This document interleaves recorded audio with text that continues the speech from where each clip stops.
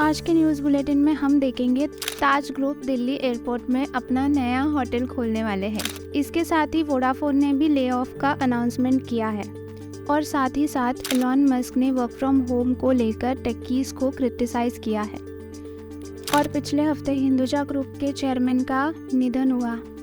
RBI ने ₹2000 के note की विड्रॉल का ऐलान किया है और इस पर ऑपोजिशन ने भी ताना बाना शुरू कर दिया है। तो चलिए हम इसे थोड़ा डिटेल में देखते हैं।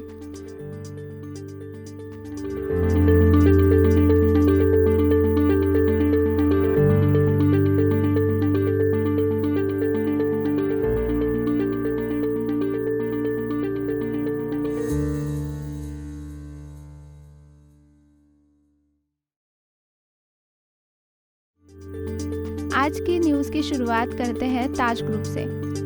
ताज ग्रुप अपना होटल दिल्ली एयरपोर्ट में खोलने वाले हैं। ये नया hotel Indira Gandhi international airport के टर्मिनल 3 और टर्मिनल 2 से कुछ ही दूरी पर होगा। ताज ग्रुप शाले के साथ एक फ्रेंचाइजी एग्रीमेंट पर यह होटल चलाएगा और ये 2 साल में खुलने की एक्सपेक्टेशंस है। अब आते हैं नेक्स्ट न्यूज़ पर, जो कि है स्टॉक मार्केट से जुड़ी। SGX निफ्टी का हुआ गिफ्ट निफ्टी। NSE IFSC में होगा पूरा ट्रांसफ़र। मुंबई में SGX निफ्टी का नाम बदल रहा है और वो बन रहा है गिफ्ट निफ्टी। जी हाँ, आपने सही सुना, ये बदलाव 3 जुलाई से लागू होगा और अब NSE IFSC SGX कनेक्ट पर गिफ्ट सिटी में ट्रेडिंग होगा। तो आइए जानते हैं इस बदलाव के बारे में और क्या है इसकी कहानी। अप्रैल 14 को सिंगापुर एक्सचेंज SGX ने नोटिस जारी किया था, जिसमें ये कहा गया था कि SGX निफ्टी डेरिवेटिव्स का NSE IFSC पर पूरा ऑपरेशन 3 जुलाई 2023 से शुरू होगा। इससे NSE और SGX के बीच में एक नया संबंध बनेगा, जो हमारे मार्केट को और भी मज़ेदार बनाएगा। अब आप सोच रहे होंगे गिफ्ट निफ्टी का नाम क्यों? इसका क्या मतलब है? गिफ्ट यहाँ पर गिफ्ट सिटी से जुड़ा है, जिससे गांधीनगर में सिचुएटेड किया गया है। गिफ्ट सिटी एक फाइनेंशियल हब है जहाँ इंटरनेशनल लेवल पर ट्रेडिंग होती है। इसके नाम के बदलाव से एक नया चैप्टर शुरू हो रहा है हमारे स्टॉक मार्केट में। ये बदलाव क्या लाएगा, क्या असर होगा, ये तो वक्त ही बताएगा। हमारी नेक्स्ट न्यूज़ है, वोडाफोन ने अनाउंस किया है ले ऑफ 11,000 एम्प्लॉयज़ को निकाल दिया जाएगा। CEO मार्गेरिटा डेला वाले ने कहा हमारी परफॉर्मेंस अच्छी नहीं रही है, वोडाफोन को बदलना होगा। उन्होंने एक सिंपलर ऑर्गेनाइजेशन की मांग की है। मार्गेरिटा ने ये कहा है कि मेरे प्रायोरिटी है कस्टमर सिंप्लिसिटी और ग्रोथ। हम अपनी ऑर्गेनाइजेशन को सिंप्लीफाई करेंगे और कॉम्प्लेक्सिटी को कम करके अपनी कॉम्पिटिटिवनेस वापस लाएंगे। हमारे कस्टमर्स की एक्सपेक्टेशंस को मीट करने के लिए रिसोर्सेज रिलोकेट करेंगे और वोडाफोन बिजनेस की यूनिक पोजीशन से और ग्रोथ डिराइव करेंगे।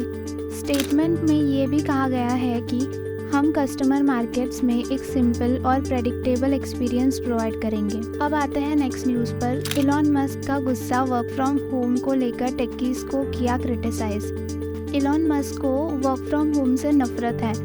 CNBC के साथ किए गए इंटरैक्शन में एलॉन मस्क ने टेक्कीज को क्रिटिसाइज किया जो घर से काम कर रहे हैं। इसके बावजूद बड़े से बड़े टेक कंपनीज जैसे अमेज़ॉन ने अपने एम्प्लॉयज़ से ऑफिस वापस आने को कहा है। एलॉन मस्क ने देखा कि टेक वर्कर्स का घर से काम करना हिपोक्रिटिकल है, जबकि सर्विस वर्कर्स को सिर्फ पर्सनल तौर पर काम करने का मौका मिलता है। एलॉन मस्क कहते हैं कि ये पूरी वर्क फ्रॉम होम कंसेप्ट एक फेक मैरी एनोटने कोट की तरह लेट देम ईट केक की तरह है।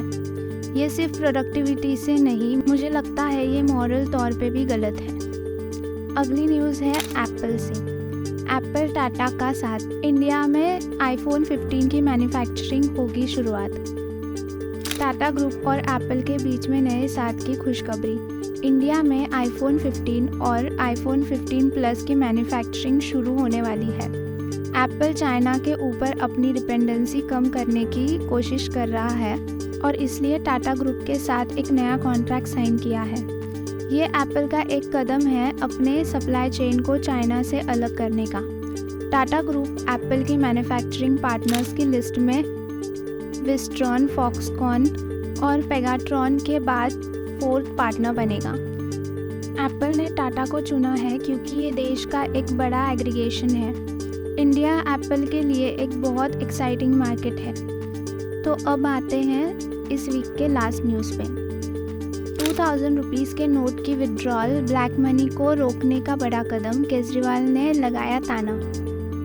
आरबीआई ने ₹2000 के नोट को सर्कुलेशन से हटाने का ऐलान किया है। इस पर बीजेपी सरकार और पीएम मोदी के खिलाफ ऑपोजिशन का ताना बाना शुरू हो गया है। पहले 2016 में 500 और 1000 के नोट बंद करने के बाद 2000 के नोट चलाए गए थे, लेकिन अब वो भी बंद होने जा रहे हैं। रिजर्व बैंक के इस फैसले के बाद दिल्ली के सीएम अरविंद केजरीवाल ने टॉन्ट मारा है। उन्होंने कहा है, सबसे पहले 2000 के नोट लाए करप्शन रोकने के लिए, अब 2000 के नोट बैन कर रहे हैं करप्शन खत्म होने के लिए। इसलिए हम कहते हैं पीएम को पढ़ाना चाहिए। अनपढ़ पीएम को कोई भी कुछ भी कह सकता है, उनको समझ नहीं आएगा। आम जनता को सहना पड़ेगा। ऑपोजिशन ने भी इस फैसले पर निशाना साधा। कांग्रेस के जयराम रमेश जी ने कहा है, ये मोदी की विश्वगुरु बनने की आदत है, पहले कदम उठाते हैं फिर सोचते हैं। 2000 के नोट इतने धूमधाम के साथ लाए गए थे और अब वापस लिए जा रहे हैं। सीपीआईएम के सीतारमन ने भी बीजेपी सरकार को क्रिटिसाइज़ किया है और कहा है ये फैसला 2016 की डिमोनेटाइजेशन को उल्टा कर देता है। मोदी जी ने वादा किया था कि ये ब्लैक मनी, करप्शन और डिजिटल इकोनॉमी के मसले का समाधान होगा, लेकिन सच्चाई अलग है। आरबीआई ने 30 सितंबर तक 2000 के नोट बदलने का मौका दिया है।